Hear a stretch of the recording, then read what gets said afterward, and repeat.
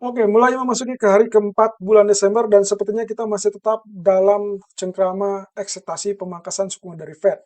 Tapi untuk saat ini, perkiraan pergerakan juga relatif sama dan juga same old story, yaitu kaitannya dengan pasar tenaga kerja yang lemah, tapi juga ada keraguan terkait dengan profil dari Kevin Hassett. Ini kaitannya dengan berita kemarin, yaitu bahwa Trump sudah resmi menunjuk bahwa Hassett akan menjadi salah satu atau mungkin satu-satunya kandidat menggantikan Powell. Ini ada ulasannya. Oke, faktor penggerak market yang pertama datang dari data ekonomi ADP yang ternyata secara mengejutkan jauh lebih rendah daripada ekspektasi. Kemarin kita sudah sempat membahas ini bahwa kaitannya dengan data tenaga kerja. Kalau terjadi kejutan lebih rendah, maka itu praktis akan memperkuat alibi ataupun alasan untuk Fed tetap dalam jalur penurunan suku bunga. Dan itulah yang terjadi. Tadi malam ADP dengan angka yang kurang lebih minus 32.000 menyatakan diri bahwa laporan tenaga kerja memang resmi menunjukkan pelemahan di sisi data tenaga kerja. Dan itu berarti tanda-tanda bahwa kemungkinan untuk Desember sangat kuat untuk kemungkinannya memangkas suku bunga kembali. Cuman masalahnya pertanyaan berikutnya tentunya terkait dengan dot plot. Dan itu pula yang lagi-lagi saya ingatkan mungkin akan menjadi fokus perhatian kita seminggu ke depan. Oke, yang kedua datang dari masalah terpilihnya atau ditunjuknya Kevin Hassett sebagai calon ketua Federal Reserve yang baru menggantikan Jerome Powell. Ada kabar yang menggembirakan, ada kabar yang tidak menggembirakan. Kalau kemarin 2 hari yang lalu kita mendapatkan kabar yang menggembirakan dan market antusias. Seolah-olah antusias dengan profil Hassett yang kalau misalkan terpilih, berarti akan ada harapan untuk melonggarkan kebijakan lebih cepat ataupun lebih agresif. Tapi di sisi lain ada warning terkait dengan hal tersebut, dampak negatif yang bisa dimunculkan atau ditimbulkan. Dan itu disampaikan oleh Gasparino, kontributor dari Fox Business. Kira-kira seperti apa ya? Oke, ini yang cukup menarik. Kemungkinan posisi dari Nvidia pun itu akan sangat ditentukan oleh keputusan dari Trump. Kira-kira apakah dia akan mengizinkan Nvidia mengekspor chip yang canggihnya ke China atau tidak. Dan itu baru akan ditentukan dalam beberapa waktu ke depan. Mungkin dalam waktu dekat Amerika atau pemerintahan Trump itu akan melakukan pertemuan tingkat tinggi. Oke, setelah tadi malam kita melihat data ADP, tentunya ini mewakili data pasar tenaga kerja yang mana kita tidak akan melihat data non-farm payroll sampai ke tanggal 16 Desember mendatang. Dan hasilnya adalah data EDP tadi malam sangat mengejutkan dengan angka yang relatif lebih rendah, minus 32.000 versus ekspektasi 10.000 atau 7.000. Ya, kondisi ini kalau misalkan kita lihat dari atau dibandingkan dengan preview 1 bulan sebelumnya, datanya sempat berada di 42.000 dan juga direvisi naik ke 47.000. So, kalau misalkan lihat dari agenda yang terdekat, yaitu kaitannya dengan FOMC, mau tidak mau Fed akan betul-betul memanfaatkan data ADP ini, walaupun ini adalah data sektor swasta. Tapi dengan catatan bahwa pelemahan tersebut mengindikasikan melemahnya pasar tenaga kerja dan tercatat sebagai penurunan ke-6 dari 7 bulan terakhir, maka mau tidak mau ini akan betul-betul mendorong kepada Fed alasan yang tepat untuk melakukan penurunan suku bunga di bulan Desember. Ya, apapun itu, intinya adalah kita melihat dari pasar tenaga kerjanya. Belum terlihat dari masalah inflasi, walaupun masih tetap ada perdebatan terkait dengan inflasi tarif ataupun bahkan perdebatan kapan atau sampai kapan inflasi tersebut terus melekat. Nah, di sisi lain terkait dengan laporan untuk masalah siapa yang terpilih untuk menggantikan Powell. Ya, Kevin Hassett ternyata tidak terlalu populer di Wall Street alias tidak diterima dengan sangat baik. Ya, hal ini disampaikan oleh Fox Business melalui Charlie Gasparino yang mengatakan bahwa Wall Street kemungkinan tidak menyukai profil Kevin Hassett. Bahwa kenyataannya Kevin Hassett adalah berlatar belakang sebagai ketua Dewan Ekonomi Nasional dan itu adalah di bawah Donald Trump. Yang mana kemungkinannya profil yang sangat dekat dengan Donald Trump juga dikhawatirkan akan memicu kekhawatiran independensi bank sentral. Seperti yang betul-betul kita pernah bahas sebelumnya. Jadi ini dampak negatif yang mungkin bisa muncul. Kalau misalkan terjadi dan dia dipilih atau bahkan disahkan oleh Senat, maka kemungkinan di dalam penentuan kebijakan, di dalam kondisi internal FOMC, nantinya akan terjadi perdebatan dan juga berpotensi menciptakan proses penentuan kebijakan yang semrawut atau berantakan. Alasan kedua juga ada kekhawatiran kalau misalkan ternyata nantinya Hassett memaksakan diri untuk memangkas suku bunga jangka pendek, sementara inflasi masih tetap tinggi, maka yang dikhawatirkan berikutnya adalah muncul keputusan yang hanya didasarkan kepada kepentingan politik.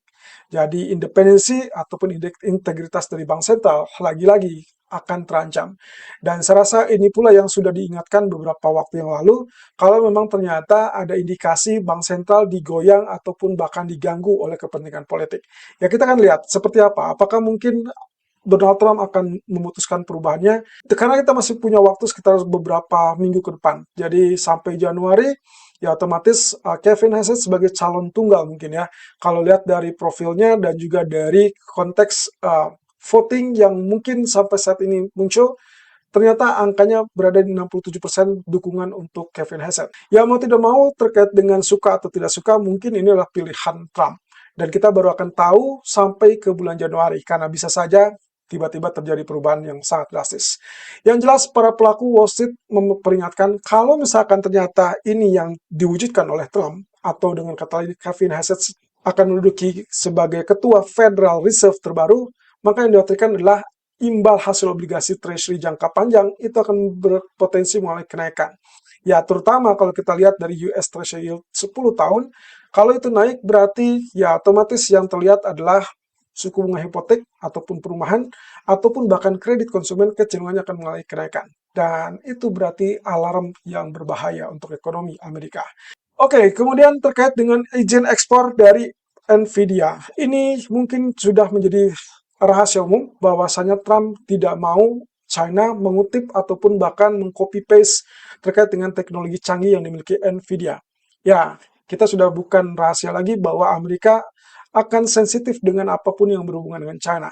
Nah, kali ini terkait dengan nasib Nvidia. Kalau Anda perhatikan pergerakan dalam beberapa waktu terakhir, saham Nvidia mengalami penurunan dan itu dikarenakan kondisi yang masih dalam seputar ekspor atau perizinan ekspor. Kalau misalkan mengingat dari bulan Oktober sudah ada kesepakatan antara Amerika dan China, kesepakatan untuk ekspor chip dan lain-lain, tapi poin yang utama adalah terkait dengan teknologi canggih, yaitu chip yang paling canggih dari Nvidia yang sampai saat ini tidak atau belum diekspor ke China.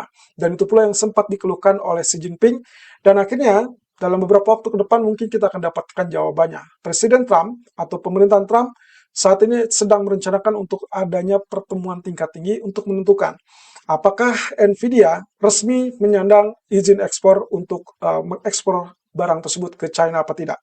Kalau memang ternyata ini diizinkan, maka ini kabar positif untuk Nvidia, saham sektor teknologi juga akan merangsek naik, dan tentunya akan sangat mendorong untuk kemungkinan Santa Claus Rally. Dan yang tadi malam sempat Anda lihat, pernah atau sempat terjadi penurunan di pasar saham, terutama Nasdaq. Ini salah satunya disebabkan oleh rumor ataupun kabar terkait dengan Microsoft. Ya, media di Information sempat memberitakan bahwa Microsoft itu membatasi kuota penjualan terkait dengan AI.